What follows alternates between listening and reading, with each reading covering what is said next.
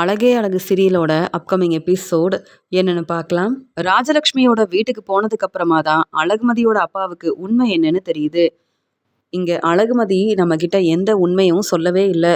சுரேஷ் தான் காலேஜுக்கு வந்து என்கிட்ட பேசி என்னை புரிஞ்சுக்கிட்டு வீட்டுக்கு கூப்பிட்டு வந்தாரு அப்படின்னு சொன்னது எல்லாமே உண்மைன்னு நினச்சேன். ஆனால் அழகுமதி இப்படி ஒரு வேலை செய்வான்னு நான் யோசிக்கவே இல்லையே.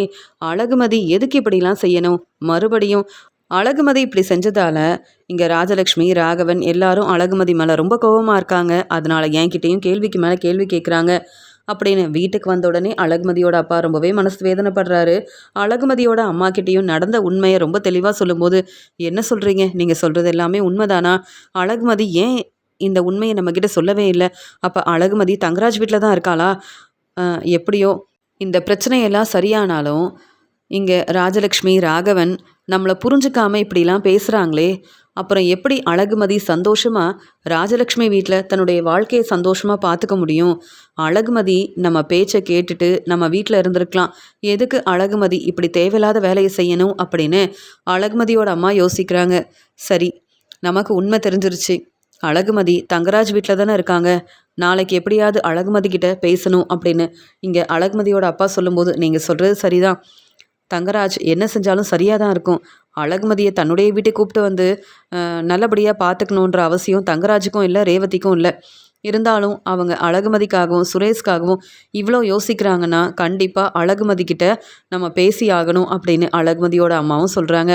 தங்கராஜ் சுரேஷ் வீட்டுக்கு வந்த உடனே, என்ன சுரேஷ் ரொம்ப நேரம் ஆயிடுச்சு, வேலையெல்லாம் முடிச்சிட்டியான்னு கேட்கும்போது, ஆமாம் நிறைய வேலை இருந்தது மாமா, அந்த வேலையெல்லாம் முடிச்சுட்டு வீட்டுக்கு வர ரொம்ப நேரம் ஆயிடுச்சு அப்படின்னு சொல்லும்போது, நீ எவ்வளோ வேலை செய்கிற, ஆனால் அழகுமதி உன்னை புரிஞ்சிக்கவே மாட்டிக்கிறாளே அப்படின்னு சொல்லும்போது, மாமா உங்கள் பேச்சை கேட்டு தான் அழகுமதியை கல்யாணம் பண்ணிக்கிட்டேன்.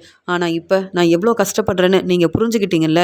நல்ல வேலை நீங்கள் வந்து எனக்காக சப்போர்ட் பண்ணி பேசினதால அழகுமதி மறுபடியும் பிரச்சனை செய்யாமல் உங்கள் வீட்டுக்கு கிளம்பி வந்துட்டாங்க. இருந்தாலும் அழகுமதியை அவங்க வீட்டுக்கு அனுப்பியிருக்கலாம்ல மாமா, எதுக்கு உங்கள் வீட்டுக்கு கூப்பிட்டு வந்தீங்க? நானும் என் வீட்டில் நிம்மதியாக இருந்திருப்பேன்ல அப்படின்னு சொல்லும்போது, உடனே இங்கே தங்கராஜ் வந்து சொல்கிறாரு, நீ எப்போ தான் உன்னுடைய வாழ்க்கையை சந்தோஷமாக பார்த்துக்க போகிற? இப்படியே நீ அழகுமதியை புரிஞ்சிக்காமல் இருந்தா இப்படி தான் தேவையில்லாமல் நிறைய பிரச்சனை வரும். அழகுமதி எப்பயுமே உன்னுடைய பேச்சை கேட்கணும்.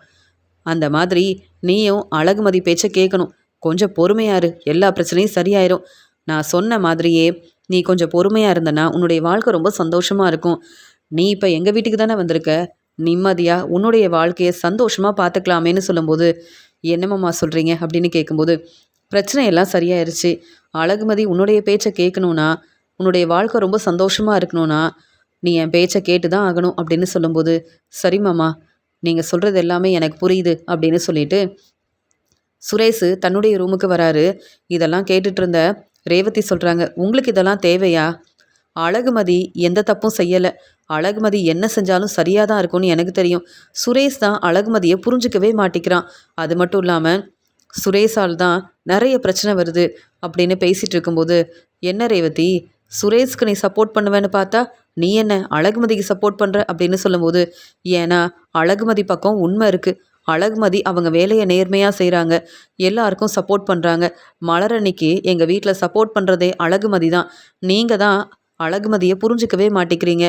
ஆமாம், எப்போ சுரேஷும் அழகுமதியும் எங்கள் வீட்டுக்கு போக போகிறாங்க அப்படின்னு கேட்கும்போது, இப்போ தானே வந்திருக்காங்க, கொஞ்ச நாள் இங்கேயே இருக்கட்டும் அப்படின்னு சொல்லும்போது, இல்லை இங்கேயே இருந்தால் என் அம்மாவும் அப்பாவும் அழகுமதியை புரிஞ்சுக்க மாட்டாங்க. மறுபடியும் அழகுமதியும் சுரேஷும் எங்கள் வீட்டுக்கு போனாதான் அழகுமதியோட அருமை பெருமை என்னன்னு என் அம்மா புரிஞ்சுப்பாங்க. அதே மாதிரி அழகுமதியை நல்லபடியாக பார்த்துப்பாங்க அப்படின்னு ரேவதி சொல்கிறாங்க. வர வர ரேவதி, நீ என் பேச்சை கேட்குறதே இல்லை. நான் என்ன சொன்னாலும் உங்கள் வீட்டில் இருக்க எல்லாரும் சரின்னு சொல்லுவாங்க, என் பேச்சை அப்படியே கேட்பாங்க. ஆனால் நீ என்ன எனக்கே யோசனை சொல்கிற, நான் என்ன செய்யணும்னு வேற சொல்லி கொடுக்குற? உனக்கு இதெல்லாம் தேவையா? நீ என்ன மாதிரி பிஸ்னஸ் செய்கிறியா, இல்லை வேலைக்கு போறியா? இல்லையே, வீட்டில் இருக்க வேலையை பொறுப்பாக உன்னால் பார்த்துக்க முடியல, நீ எனக்கு யோசனை சொல்கிறியா? நான் என்ன செய்யணும்னு வேற சொல்லி கொடுக்குறியா அப்படின்னு ரொம்ப கோபமாக பேசுகிறாரு தங்கராஜ். அப்படிலாம் இல்லைங்க, அழகுமதி மலரணிக்கிட்ட பேசணும்னு சொன்னாங்க. அழகுமதி எங்கள் வீட்டுக்கு போனாதான் வீட்டில் இருக்க பிரச்சனையெல்லாம் சரியாகும். என் அம்மாவும் அழகுமதியை புரிஞ்சுப்பாங்க. அழகுமதி நம்ம வீட்டில் இருக்கிறதுலாம் சரிதான், ஆனால் எத்தனை நாள் அவங்க இங்கேயே இருக்க முடியும் அப்படின்னு சொல்லும்போது, இப்போ என்ன சொல்ல வரேன்னு கேட்கும்போது, இல்லை நீங்களும் இங்கே வந்து அத்தையும் தேவையில்லாமல் பேசுகிறீங்க, என்கிட்ட வேணும்னே பிரச்சனை செய்கிறீங்க. இதெல்லாம் அழகுமதி பார்த்துட்டு தான் இருக்காங்க. உண்மையை புரிஞ்சுக்கிட்டு என் அம்மா அப்பா கிட்ட உங்களை பற்றின உண்மையை சொல்லிடக்கூடாதுல்ல, அதான் பேசாமல் அவங்க என் வீட்டுக்கே கிளம்பி போகட்டும்னு சொல்கிறேன் அப்படின்னு சொன்ன உடனே இங்கே பதில் பேசாமல் உடனே தங்கராஜ் அங்கேருந்து கிளம்புறாரு. தங்கராஜுக்கு எந்த பிரச்சனையும் வரக்கூடாதுன்னு தான் நான் இப்படிலாம் பேசுகிறேன். ஆனாலும் தங்கராஜும் தங்கராஜோட அம்மாவும் என்னை புரிஞ்சிக்கவே மாட்டாங்களே அப்படின்னு ரேவதி யோசிக்கிறாங்க. அங்கே தன்னுடைய ரூமுக்கு வந்த சுரேஷ் வந்து ரொம்ப சந்தோஷமாக, என்ன அழகுமதி நீ சாப்பிட்டியா அப்படின்னு பேசும்போது, என்ன புதுசாக சாப்பிட்டியான்லாம் கேட்குறீங்க, என்கிட்ட நீங்கள் சரியாக பேசவே மாட்டீங்க. உங்கள் பேச்சை கேட்டு தான் என் வீட்டுக்கு கிளம்பி போனேன். அங்கேயாவது நிம்மதியாக என் வேலையை பொறுப்பாக பார்த்துக்கலான்னு நினச்சேன். ஆனால் நீங்கள் தானே தேவையில்லாமல் ஃபோன் பண்ணீங்க, தேவையில்லாமல் பேசுனீங்க. உங்களுக்கு சரியான பதில் கொடுக்கறதுக்காக தான் உங்கள் ஆஃபீஸ்க்கு நான் கிளம்பி வந்தேன். ஆனால் இப்போ ராஜலக்ஷ்மி அத்தை, ராகவன் மாமா எல்லாரும் என்னை பற்றி என்ன யோசிப்பாங்க, என்னால் தான் நிறைய பிரச்சனை வருதுன்னு யோசிப்பாங்கல்ல. நீங்கள் தேவையில்லாமல் பேசி பிரச்சனை செய்யாமல் இருந்தால் இப்படி ஒரு நிலைமை வந்திருக்குமா? நம்ம வீட்டிலே நம்ம இருந்திருக்கலாம். தங்கராஜனை வீட்டுக்கு நம்ம வந்திருக்கவே வேண்டாம். ஆனால் இந்த பிரச்சனைக்கு காரணம் ராஜலக்ஷ்மி அத்தை மட்டும் இல்லை, நீங்களும் தான். இப்போ என்ன புதுசாக சாப்பிட்டியான்லாம் வந்து கேட்குறீங்க? எங்கள் வீட்டுக்கு போனதுக்கப்புறம் நீங்கள் ரொம்ப சந்தோஷமாக தானே இருந்திருப்பீங்க. அப்போ என்கிட்ட சந்தோஷமாக பேசியிருக்கலாமே, இந்த பிரச்சனை எல்லாம் சரியாக இருக்கும், நானும் உங்கள் வீட்டுக்கு வந்திருப்பேன். அப்போவே என்னை புரிஞ்சுக்கல, இப்போ என்ன இப்படி கேள்வி கேட்குறீங்க அப்படின்னு சொல்லும்போது உடனே சுரேஷ் வந்து, பரவாயில்ல, இந்த பிரச்சனையெல்லாம் சரியாயிருச்சு, நான் இனி உன்கிட்ட கேள்வி கேட்க போகிறதே இல்லை. ஆமாம், எத்தனை நாள் தான் நம்ம இப்படியே வந்து புரிஞ்சிக்காம ஏதாவது ஒரு பிரச்சனை செஞ்சுக்கிட்டே இருந்தா நம்ம வாழ்க்கையை எப்போ தான் சந்தோஷமாக பார்த்துக்கிறது அப்படின்னு சுரேஷ் பேச ஆரம்பிக்கும் போதே அழகுமதி சொல்கிறாங்க, இப்போ நான் வந்து ரெஸ்ட் எடுக்கணும். ஏன் தேவையில்லாமல் பேசுகிறீங்க? நீங்கள் வேணும்னா இங்கே பெட்லேயே படுத்துக்கோங்க. நீங்கள் நல்லபடியாக தூங்குங்க. உங்களுக்கு நிறைய வேலை இருக்கும். காலையில் சீக்கிரமாக ஆஃபீஸ்க்கு கிளம்பணும். ஆனால் நான் காலேஜுக்கு போகாமல் இங்கே தானே இருக்க போகிறேன். சீக்கிரமாக ராஜலக்ஷ்மி அத்தை வீட்டுக்கு போனாதான் நான் என் வேலையை பொறுப்பாக பார்க்க முடியும், காலேஜுக்கு போக முடியும். அதனால் தங்கராஜ் அண்ணங்கிட்ட நீங்கள் தான் பேசணும். அதே மாதிரி சீக்கிரமாக நம்ம வீட்டுக்கு கிளம்பணும் அப்படின்னு சொல்லும்போது, அதெல்லாம் இருக்கட்டும், இப்போ நான் எவ்வளோ பொறுமையாக உங்ககிட்ட பேசிகிட்டு இருக்கேன். உன் மேலே உள்ள அக்கறையில் நீ சாப்பிட்டியான்னு கேட்குறேன். ஆனால் நீ இவ்வளோ நேரம் பேசிக்கிட்டே இருக்க. அழகுமதி என்னை புரிஞ்சிக்கவே மாட்டியா அப்படின்னு சுரேஷ் கேள்வி கேட்டுக்கிட்டே அழகுமதி கிட்ட பேசுறதுக்காக வராரு. அந்த சமயம் அழகுமதி, என்ன செய்கிறீங்க? நீங்கள் இவ்வளோ அக்கறையாக பேசும்போதே நினச்சேன். ஆனால் இப்போ வரைக்கும் என்னை புரிஞ்சிக்கவும் மாட்டிக்கிறீங்க. உங்கள் அம்மா பேச்சை கேட்டு நீங்கள் என்னெல்லாம் பேசுனீங்க, ஆனால் இப்போ ஒன்றுமே தெரியாத மாதிரி பேசுகிறீங்க. இதெல்லாம் சரியில்லை அப்படின்னு ரொம்ப கோபமாக பேசிட்டு நீங்கள் முதல்ல ரெஸ்ட் எடுங்கன்னு சொல்கிறாங்க. அந்த சமயம் இங்கே சுரேஷுக்கு வந்து நிறைய பிரச்சனை வருது. உடனே சுரேஷ் சத்தமாக எல்லாரையும் கூப்பிடுறாரு. உடனே அங்கே வந்த தங்கராஜ் வந்து, சுரேஷ் என்னாச்சு அப்படின்னு கேட்கும்போது, உங்கள் பேச்சை கேட்டு தானே மாமா அழகுமதி கிட்ட பேசுறதுக்காக வந்தேன். பார்த்தீங்களா அழகுமதி என்ன செஞ்சுருக்கான்னு பாருங்க தங்கராஜ் மாமா அப்படின்னு சொல்லும்போது உடனே தங்கராஜ் அழகுமதியை பார்க்குறாரு. என்ன ரேவதி, அழகுமதிக்கு ரொம்ப சப்போர்ட் பண்ண பாத்தியா? அழகுமதி என்ன வேலை செஞ்சுருக்காங்கன்னு. நீ முதல்ல கிளம்பு சுரேஷ், ஹாஸ்பிட்டலுக்காவது போவோன்னு சொல்லும்போது, வேண்டாம் மாமா, நான் எங்கேயும் வரல, நான் எங்கள் வீட்டுக்கே கிளம்புறேன். அழகுமதி வேணும்னா உங்கள் வீட்டிலே இருக்கட்டும் அப்படின்னு சொல்லிட்டு ரொம்பவே கோவமாக சுரேஷ் அங்கேருந்து கிளம்புறாரு. அழகுமதி வந்து, இல்லை நான் எதுவுமே செய்யலை, நான் பேசிட்டு தான் இருந்தேன் அப்படின்னு சொல்கிறாங்க. உடனே தங்கராஜ் ரொம்ப கோவமா, அழகுமதி உன்னை பற்றி எங்களுக்கு தெரியாதா? ஏன் சுரேஷ் வந்து அக்கறையாக தானே பேசியிருப்பான், நீ என்ன தேவையில்லாமல் இப்படி ஒரு வேலை செஞ்சுருக்க பாரு. இப்போ மறுபடியும் சுரேஷ் உன் மேலே உள்ள கோவத்தில் எங்கள் வீட்டில் தங்கவே வேண்டான்னு சொல்லிட்டு, இந்த வீட்டில் தங்கவே மாட்டேன்னு சொல்லிட்டு இப்போ ராஜலக்ஷ்மி வீட்டுக்கு கிளம்பிட்டான். நானும் எவ்வளோ தான் பேசி புரிய வைக்கிறது. ஒரு பக்கம் சுரேஷ் என் பேச்சை கேட்குறதில்ல, இன்னொரு பக்கம் நீ கொஞ்சம் கூட சுரேஷை புரிஞ்சுக்கவும் மாட்டிக்கிற அப்படின்னு தங்கராஜ் ரொம்ப கோவமாக பேசிட்டு அங்கேருந்து கிளம்புறாரு. உடனே ரேவதி கிட்ட வந்து அழகுமதி சொல்கிறாங்க, சுரேஷ் முதல்ல என்னை புரிஞ்சுக்கணும், அப்போ தான் என் வாழ்க்கை உண்மையாகவே சந்தோஷமாக இருக்கும். ஆனால் சுரேஷ் இப்போவும் நான் சொல்ல வரதை கேட்காம அவர் பேச்சை மட்டும்தான் கேட்கணும்னு நினைக்கிறாரு. ரெஸ்டாரண்ட்டுக்கு போனாலும் எனக்கு என்ன பிடிக்கும்னு என்கிட்ட கேட்டு தெரிஞ்சுக்காம உங்கள் தம்பி சுரேஷ் வாங்கி கொடுக்குற சாப்பாடை நான் சாப்பிடணும்னு நினைக்கிறாரு. அதனால் நான் சுரேஷ்கிட்ட எவ்வளவோ பேசி புரிய வச்சேன். ஆனால் என் பக்கம் இருக்கிற உண்மையவும் சுரேஷ் புரிஞ்சுக்கிறதில்ல, எனக்கு என்ன பிடிக்கும் அப்படின்றதையும் கேட்டு தெரிஞ்சுக்கிறதில்ல. அப்படி இருக்கும்போது எப்படி என் வாழ்க்கை சந்தோஷமாக இருக்கும் சொல்லுங்கள்? என்ன செய்கிறது? என் அப்பாவும் அம்மாவும் என் பேச்சை கேட்காம இந்த கல்யாணத்தை செஞ்சு வச்சாங்க. இப்போ நான் தான் கஷ்டப்படுறேன் அப்படின்னு இங்கே அழுதுகிட்டே அழகுமதி வந்து பேசுகிறாங்க.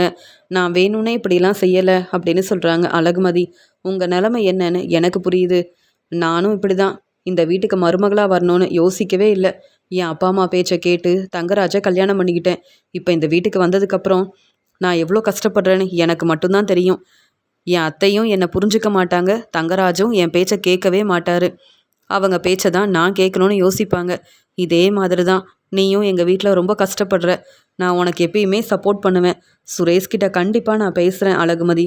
சுரேஷ் வந்து உன்னை புரிஞ்சுப்பான் அப்படின்னு சொல்லும்போது, பரவாயில்ல நீங்க என்ன புரிஞ்சுக்கிட்டீங்கல்ல ரேவதி, அதுவே போதும். பரவாயில்ல நீங்க ரெஸ்ட் எடுங்க அப்படின்னு சொல்லும்போது, நீங்க எங்க வீட்லயே இருங்க. சுரேஷ் வேணும்னா அ ராஜலக்ஷ்மி வீட்டுக்கு போகட்டும். எங்க அம்மா வீட்லயே இருக்கட்டும். எதுக்கு சுரேஷ் இப்படி உங்கள புரிஞ்சுக்காம தேவையில்லாம பிரச்சனை செய்றான்னு எனக்கு ஒண்ணுமே புரியல அப்படின்னு ரேவதி ரொம்ப கோவமா பேசுறாங்க. பரவாயில்ல ரேவதி. இந்த பிரச்சனை எல்லாம் சரியாக தான் போகுது. எனக்கு எப்படி நீங்க சப்போர்ட் பண்ணுவேன்னு சொன்னீங்களோ, அதே மாதிரி உங்களுக்கும் நான் எப்பயுமே உதவி செய்வேன், சப்போர்ட் பண்ணுவேன். நீங்க கவலைப்படாம இருங்க ரேவதி அப்படின்னு சொல்றாங்க. ரேவதியும் அழகுமதி கிட்ட பேசிட்டு தன்னுடைய ரூமுக்கு வராங்க. இங்க அழகுமதி யோசிக்கிறாங்க. சுரேஷ் வந்து என்ன புரிஞ்சுக்கிட்டா பரவாயில்ல. ஆனா எதுக்கு சுரேஷ் இப்பவும் என்ன புரிஞ்சுக்காம பேசுறாரு? தங்கராஜ் பேச்ச கேட்டுக்கிட்டு சுரேஷ் ஏன் இப்படிலாம் செய்றாருன்னு ஒண்ணுமே புரியலையே! அப்படின்னு அழகுமதி யோசிக்கிறாங்க. இங்க தங்கராஜ் இன்னொரு பக்கம் சுரேஷ் என் பேச்ச கேட்காம ராஜலக்ஷ்மியோட வீட்டுக்கு கிளம்பி போயிட்டான். இன்னொரு பக்கம் இங்க அழகுமதி தேவையில்லாம பிரச்சனை செய்றாங்க. எப்படிதான் அழகுமதிக்கு புரிய வைக்கிறது? அ சுரேஷுக்காக அழகுமதியோட அப்பா அம்மா கிட்ட பேசி இந்த கல்யாணத்தை நல்லபடியா நடத்தி வச்சேன். ஆனா இப்ப சுரேஷ் ரொம்ப கஷ்டப்படுறானே! என்ன செய்றது? அப்படின்னு யோசிக்கிறாங்க தங்கராஜ். அடுத்த நாள் அழகுமதிய பார்க்கறதுக்காக அழகுமதியோட அப்பாவும், அம்மாவும் தங்கராஜோட வீட்டுக்கு வந்த உடனே, "சார் எப்படி இருக்கீங்க?" அப்படின்னு தங்கராஜ் கிட்ட கேட்குறாங்க. "நான் ரொம்ப சந்தோஷமா இருக்கேன். ஆமா நீங்க என்ன என் வீட்டுக்கு வந்திருக்கீங்கன்னு?" கேட்கும்போது, "அழகுமதி உங்க வீட்ல தானே இருக்காங்க." அப்படின்னு சொல்லும்போது, "ஆமா அழகுமதிய நான் தான் என் வீட்டுக்கு கூப்பிட்டு வந்தேன். ரேவதி அழகுமதிய வர சொல்லு." அப்படின்னு சொல்றாரு தங்கராஜ். அழகுமதி தன்னுடைய அப்பா, அம்மாவ பார்த்த உடனே ரொம்பவே பதட்டமா, "நான் இங்க தான் இருக்கேன்னு என் அப்பாவுக்கும், அம்மாவுக்கும் எப்படி தெரிஞ்சதுன்னு தெரியலையே. உண்மைய தெரிஞ்சுக்கிட்டு தான் வந்திருக்காங்களா? என்னால தான் சுரேஷ்க்கு நெறைய பிரச்சனை வந்திருக்குன்ற உண்மை என் அப்பாவுக்கும், அம்மாவுக்கும் தெரிஞ்சிருக்குமா?" அப்படின்னு அழகுமதி ரொம்பவே பதட்டமா வராங்க. பதில் பேசாம அமைதியா இருக்காங்க. உடனே தங்கராஜ் கிட்ட வந்து மன்னிப்பு கேட்குறாரு அழகுமதியோட அப்பா. "நீங்க என்ன மன்னிச்சிடுங்க. அழகுமதியால இவ்ளோ பிரச்சனை வரும்னு அ எனக்கு தெரியவே தெரியாது. அழகுமதி காலேஜுக்கு போறேன்னு சொல்லிட்டு தான் கிளம்பி போனா. ஆனா, இங்க சுரேஷ் கிட்ட பேசுறதுக்காகவும், இப்படி பிரச்சனை செய்றதுக்காகவும், சுரேஷோட ஆஃபீஸ்க்கு போயிருப்பான்னு எனக்கு இந்த உண்மை இப்ப தான் தெரியும். நேத்து சம்மந்தி வீட்டுக்கு போயிருந்தேன். அப்பதான் அவங்க உண்மைய சொன்னாங்க. நீங்க தான் அழகுமதி கிட்ட பேசி புரிய வைக்கணும். நீங்க செஞ்ச உதவியால தான் அழகுமதி மறுபடியும் உங்க வீட்டுக்கு வந்திருக்கான்னு எனக்கு தெரியும். நீங்க மட்டும் பேசி புரிய வைக்கலன்னா, கண்டிப்பா அழகுமதி எங்க பேச்சையும் கேட்காம தான் இருந்திருப்பா. அது மட்டும் இல்லாம, நீங்க மறுபடியும் எங்களுக்கு உதவி செஞ்சிருக்கீங்க தங்கராஜ்." அப்படின்னு பேசிட்டு இருக்காரு அழகுமதியோட அப்பா. உடனே அழகுமதி யோசிக்கிறாங்க. கண்டிப்பா தங்கராஜ் பேச்ச கேட்டு நான் இங்க கிளம்பி வரல. ரேவதிக்காக தான் வந்தேன். அது மட்டும் இல்லாம, தங்கராஜ் பேசின உடனே இந்த பிரச்சனையெல்லாம் சரியாயிருமா என்ன? சுரேஷ் முதல்ல என்ன புரிஞ்சுக்கணும். என் அப்பா எதுக்காக இங்க வந்த உடனே தங்கராஜ் என்னவோ பெருசா உதவி செஞ்சிருக்கிறாருன்னு தங்கராஜ் கிட்ட மன்னிப்பு கேட்கிறாரு, நன்றி சொல்றாரு. ஒண்ணுமே புரியலையே அப்படின்னு அழகுமதி யோசிக்கிறாங்க. உடனே தங்கராஜ் வந்து ரொம்ப சந்தோஷமா, "பரவால்ல. நீங்க என்ன புரிஞ்சுக்கிட்டீங்கல்ல, அதுவே போதும். ஆனா அழகுமதி கிட்ட நீங்க தான் பேசி புரிய வைக்கணும். உங்கள நானே இங்க வர வைக்கணும்னு நெனச்சேன். நல்ல வேளை உண்மைய தெரிஞ்சுக்கிட்டு நீங்களே வந்துட்டீங்க." அப்படின்னு சொல்லும்போது, உடனே அழகுமதி பேசுறாங்க. "என்னப்பா எதுக்கு இங்க வந்தீங்க? எதுக்கு தங்கராஜ் கிட்ட மன்னிப்பு கேட்குறீங்க? அப்படி நான் என்ன செஞ்சுட்டேன்?" அப்படின்னு சொல்லும்போது, "அமைதியா இரு அழகுமதி. நீ என்ன செஞ்சேன்னு உனக்கு தெரியாதா? எவ்ளோ பெரிய பிரச்சனை செஞ்சுட்டு ஒண்ணுமே தெரியாத மாதிரி பேசுற? நீ எனக்கு ஃபோன் பண்ணல. அப்ப எதுக்கு உண்மைய சொல்லல? சுரேஷ் தம்பி காலேஜுக்கு வந்தாரு. என்கிட்ட பேசி புரிய வச்சாரு. இப்ப எல்லா பிரச்சனையும் சரியாயிருச்சு. சுரேஷ் வீட்டுக்கு நான் வந்துட்டேன்னு சொன்னேன். ஆனா, நீ தங்கராஜ் வீட்டுக்கு தானே வந்திருக்க. தங்கராஜ் தானே உன்னை கூப்பிட்டு வந்தாரு. என்ன அழகுமதி எங்க பேச்சையும் கேட்காம இப்படி தேவையில்லாம பிரச்சனை செஞ்சுட்டு இருந்தா, சுரேஷ் வீட்ல எல்லாரும் உன்னை எப்படி புரிஞ்சுப்பாங்க?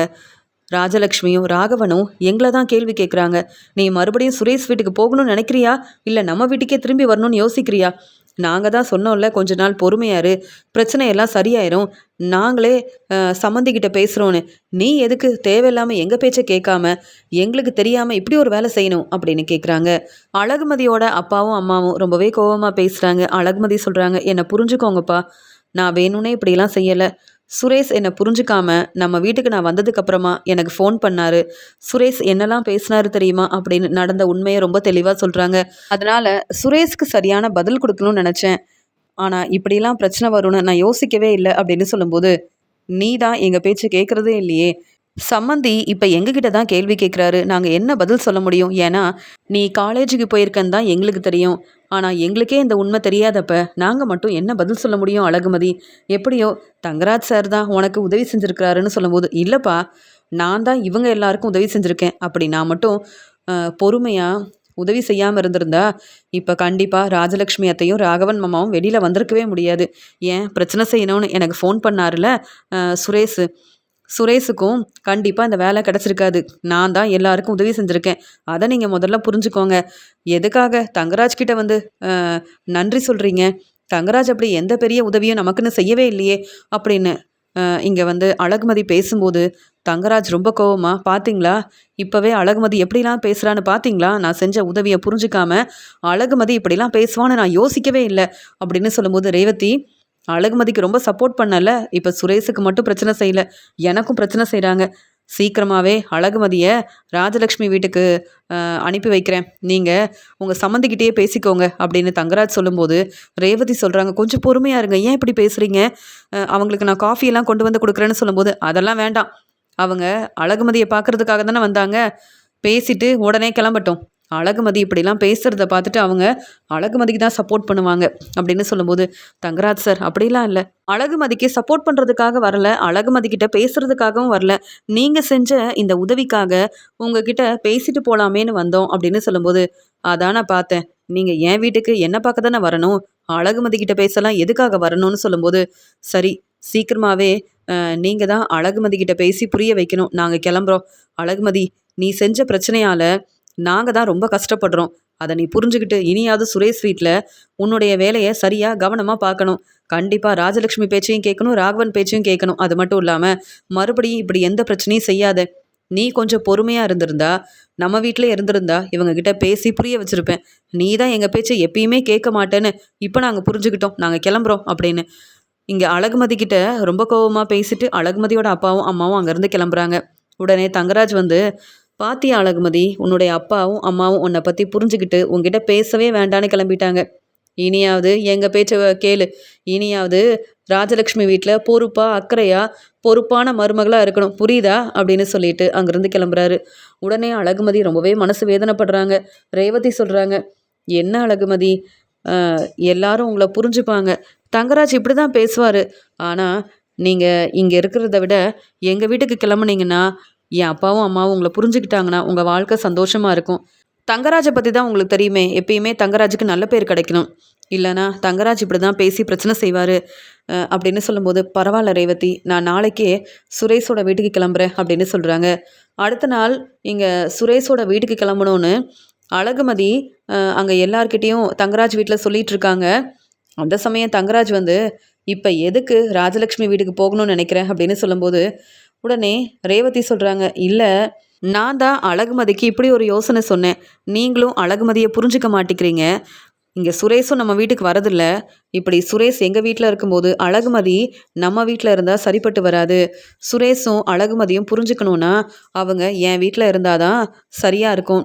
அதனால தான் அழகுமதி எங்கள் அம்மா வீட்டுக்கே போகணும்னு அழகுமதிக்கிட்ட நான் தான் பேசினேன் அப்படின்னு சொல்லும்போது, என் பேச்சை கேட்காம என்கிட்ட சொல்லாமல் நீயே இப்படி ஒரு யோசனை சொல்கிறியா? அதான் சொன்னல, வர வர நீ என் பேச்சை கேட்குறதே இல்லை ரேவதி.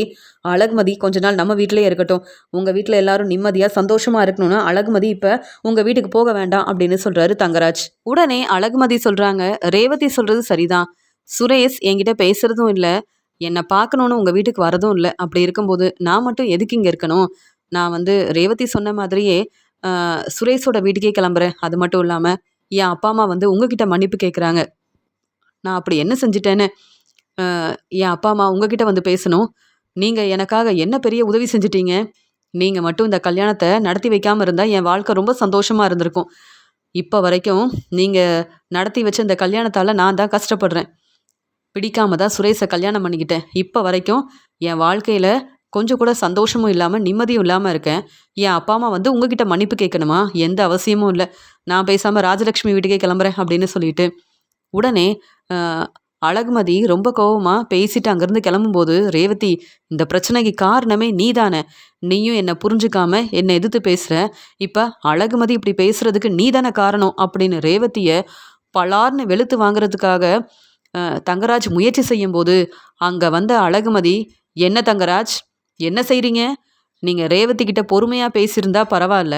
ஆனா நீங்க என்ன, நான் இங்க இருக்கேன், வீட்ல எல்லாரும் இருக்கும்போது எப்படி நீங்க இப்படி கோவமா பேசுவீங்க? அது மட்டும் இல்லாம பலார்னு வெளுத்து வாங்க வேற முயற்சி செய்றீங்க. நீங்க செய்றதெல்லாம் சரியில்லன்னு சொல்லும்போது, அழகுமதி, நீ தேவையில்லாம பேசாத. என் பேச்ச கேட்காம சுரேஷ் வீட்டுக்கு போணும்னு சொன்னேன்ல. உன்னால தான் அழகுமதி ரேவதி இப்ப என் பேச்ச கேட்கவே மாட்டிக்கிறா. ரேவதி இந்த வீட்டு மருமகளா இருக்கணும்னா என் பேச்ச கேட்கணும் அப்படின்னு மறுபடியும் ரேவதி கிட்ட ரொம்ப கோவமா தங்கராஜ் பேசும்போது, ரேவதிக்கு எப்படியாவது சப்போர்ட் பண்ணணும். மறுபடியும் தங்கராஜ் இப்படி ரேவதி கிட்ட கோவமா பேசவும் கூடாது. அதே மாதிரி ரேவதி கிட்ட தங்கராஜ் பிரச்சனை செய்யவும் கூடாது அப்படின்னு அழகுமதி தங்கராஜ பலார்னு வெளுத்து வாங்குறாங்க. இப்படி நடக்கும்னு எதிர்பார்க்காத ரேவதி, அழகுமதி அப்படின்னு சொல்றாங்க. ரேவதி, நீங்க அமைதியா இருங்க. உங்களுக்காக சப்போர்ட் பண்ண யாருமே இல்லைன்னு தெரிஞ்சுக்கிட்டு என்ன வேணாலும் பேசலாம், என்ன வேணாலும் செய்யலாம் அப்படின்னு தங்கராஜ் யோசிக்கிறார்ல. இனி இப்படி செய்வாரா? கண்டிப்பா உங்களுக்காக பேசுறதுக்காகவும் சப்போர்ட் பண்றதுக்காகவும் நாங்க எல்லாரும் வருவோன்னு தங்கராஜுக்கு புரிய வைக்கிறதுக்காக தான் இப்படி செஞ்சேன். நீங்க என்னுடைய வாழ்க்கைக்காக எனக்காக இப்படி ஒரு யோசனையை சொன்னீங்க. உடனே நானும் என்னுடைய வாழ்க்கைக்காக சுரேஷோட வீட்டுக்கு கிளம்புறேன்னு சொன்னேன். ஆனா தங்கராஜ் எப்பயுமே அவர் பேச்ச தான் நான் கேட்கணும்னு நினைச்சா, அப்படியெல்லாம் என்னால தங்கராஜ் பேச்ச என்னைக்கும் கேட்க முடியாது அப்படின்னு சொல்லும்போது, அப்ப அ ரேவதி, நீ தான் அழகுமதி பேச்ச கேட்குறல்ல, அழகுமதிக்கு வேற நல்ல யோசனை சொல்லியிருக்கல்ல, அப்ப நீயும் உங்க அம்மா வீட்டுக்கு கிளம்ப வேண்டியதானே அப்படின்னு சொல்லும்போது, நானும் அதே தான் ரேவதி சொல்றேன். எதுக்காக இவங்க பேச்ச கேட்டுக்கிட்டு நீங்க இந்த வீட்ல இருந்து கஷ்டப்படணும்? இவங்களுக்காக சமைச்சு குடுக்குறீங்க, இவங்க சொல்ற வேலையெல்லாம் செய்றீங்க. ஆனா தங்கராஜும், தங்கராஜோட அம்மாவும் உங்கள புரிஞ்சுக்க மாட்டேங்கிறாங்க. ஏன், என் அப்பா அம்மா வந்து தங்கராஜ் கிட்ட மன்னிப்பு கேட்கும்போது தங்கராஜ் சந்தோஷப்படுறாரு. ஆனா நம்ம தங்கராஜ் கிட்ட கேள்வி கேட்டா தங்கராஜ் ரொம்ப கோவப்படுறாரு. இதெல்லாம் சரியே இல்ல. எப்படி சுரேஷ் என்ன புரிஞ்சுக்கலையோ அதே மாதிரி ரேவதி, தங்கராஜும் உங்கள புரிஞ்சுக்கவே இல்ல. அப்புறம் எதுக்கு நீங்க இன்னும் இந்த வீட்ல இருக்கணும்? உங்க பசங்கள கூப்பிட்டுட்டு நீங்க கிளம்பி வாங்க. நான் தான் நல்லா சம்பாதிக்கிறேனே. ஏன், பாக்கியராஜும் சுரேஷும் உங்கள பார்த்துக்க மாட்டாங்களா? அப்படின்னு சொல்லும்போது, இல்ல அழகுமதி. பாக்கியராஜும் சுரேஷும் எனக்கு சப்போர்ட் பண்ணுவாங்க. ஆனா, என் அப்பாவும், அம்மாவும் சப்போர்ட் பண்ண மாட்டாங்கன்னு சொல்லும்போது, இங்க தங்கராஜ் வந்து ரொம்ப சந்தோஷமா, "இப்ப புரியுதா ரேவதி? என்னைக்கு இருந்தாலும் நீ என் வீட்டுக்கு தான் வரணும். அது மட்டும் இல்லாம அழகுமதி பேச்ச கேட்டனா, நீ தான் தலை குனிஞ்சு அவமானப்பட்டு நிக்கணும்." அப்படின்னு பேசும்போது, அப்படிலாம் நடக்கவே நடக்காது. ஏன், அ நான் வேலைக்கு போய் சம்பாதிக்கிறேன்ல, அதே மாதிரி இங்க ரேவதியும் கண்டிப்பா வேலைக்கு போய் சம்பாதிப்பாங்க. அவங்களால தன்னுடைய பசங்கள பார்த்துக்க முடியும். எதுக்காக அ உங்க பேச்ச கேட்டுட்டு உங்க வீட்ல இருந்து ரேவதி கஷ்டப்படணும்? நான் எப்படி அ எங்க வீட்ல உள்ளவங்க என்ன புரிஞ்சுக்காம, நான் இந்த வீட்டுக்கு வரக்கூடாதுன்னு யோசிச்சு, நான் எங்க வீட்டு வாசல்லயே உட்காந்துருந்தேனோ, அதே மாதிரி ரேவதியும் இந்த வீட்ல கஷ்டப்பட்டுருக்காங்கல்ல. இந்த உண்மையெல்லாம் எனக்கு தெரியாதுன்னு நெனச்சீங்களா? அப்படின்னு எல்லா உண்மையவும் அழகுமதி பேசுறாங்க. தங்கராஜ் கிட்ட கேள்விக்கு மேல கேள்வி கேட்குறாங்க. தங்கராஜால பதில் பேச முடியாம அமைதியா இருக்காரு. ரேவதி எல்லா உண்மையவும் அழகுமதி கிட்ட சொன்னதால தான் அழகுமதி என்கிட்ட கேள்வி கேட்குறாங்க. இந்த உண்மையெல்லாம் ராகவனுக்கும் சுரேஷ்க்கும் தெரிய வந்தா, அப்புறம் கண்டிப்பா ராகவனும் என் பேச்ச கேட்க மாட்டாரு. அப்புறம் ராஜலட்சுமியும் என் பேச்ச கேட்க மாட்டாங்களே! என்ன செய்றது? அப்படின்னு யோசிக்கும்போது, என்ன ரேவதி, இங்க தங்கராஜ் என்னைக்கு உங்கள புரிஞ்சுகிட்டு தங்கராஜ் பேசின பேச்சுக்கு உங்ககிட்ட மன்னிப்பு கேட்குறாரோ, அப்புறம் இந்த வீட்டுக்கு திரும்பி வரலாமா? வேண்டாமான்னு நீங்க தான் யோசிக்கணும் ரேவதி. கண்டிப்பா தங்கராஜ பத்தின உண்மை இங்க சுரேஷ் வீட்ல உள்ள எல்லாருக்கும் கண்டிப்பா தெரியணும். நீங்க கிளம்பி வாங்க, நான் பார்த்துக்கிறேன் அப்படின்னு. ரேவதியவும் ரேவதியோட பசங்களையும் கூப்பிட்டுட்டு அழகுமதி அங்கேருந்து கிளம்பி வராங்க. இங்க அழகுமதி வருவாங்கன்னு எதிர்பார்க்காத ராஜலக்ஷ்மி ரொம்ப சந்தோஷமா மலர்கிட்ட பேசிட்டு இருக்காங்க. அந்த சமயம் ரேவதி அழுதுகிட்டே வரத கவனிக்கிறாங்க. ரேவதி, என்னாச்சு அப்படின்னு கேட்குறாங்க. ஆமா, தங்கராஜ் மாப்பிள்ளை எங்க அப்படின்னு சொல்லும்போது, ரேவதியை கூப்பிட்டு வந்ததே அழகுமதி தான் அப்படின்னு புரிஞ்சுக்கிறாங்க மலர். அது மட்டும் இல்லாம அங்க அழகுமதி வந்த உடனே ராஜலக்ஷ்மி ரொம்ப கோவமா, இப்ப எதுக்கு அழகுமதி நம்ம வீட்டுக்கு வந்திருக்கா? மலரு, நீ ஏன் அழகுமதி கிட்ட பேசி புரிய வை. அழகுமதியால எங்களுக்கு நிறைய பிரச்சனை வருது. கொஞ்ச நாள் அழகுமதி அவங்க வீட்டிலேயே இருக்கட்டும் அப்படின்னு சொல்லும்போது, அத்தை, நீங்க என்ன புரிஞ்சுக்கலன்னா பரவாயில்ல. ரேவதிக்காவது சப்போர்ட் பண்ணுவீங்களா? ரேவதி தங்கராஜ் வீட்டில் ரொம்பவே கஷ்டப்படுறாங்க.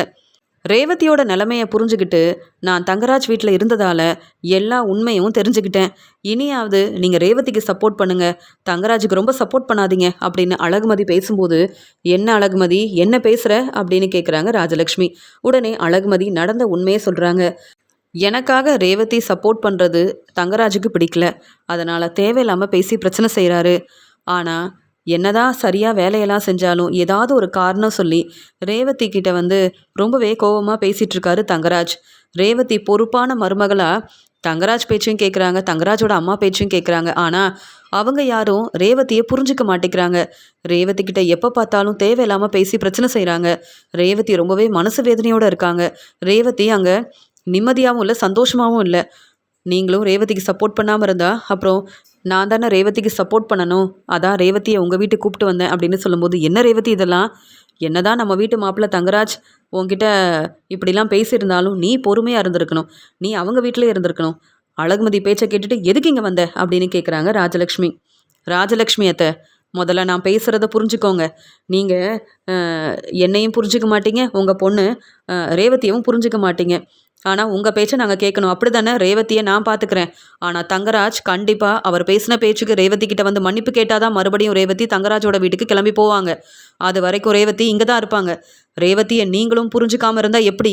தங்கராஜ் மாப்பிள்ள ரொம்ப நல்லவருன்னு நம்புறீங்கல்ல, ஆனால் அவர் என்னென்ன பிரச்சனை செஞ்சுருக்கிறாருன்னு உங்களுக்கு தெரியுமா?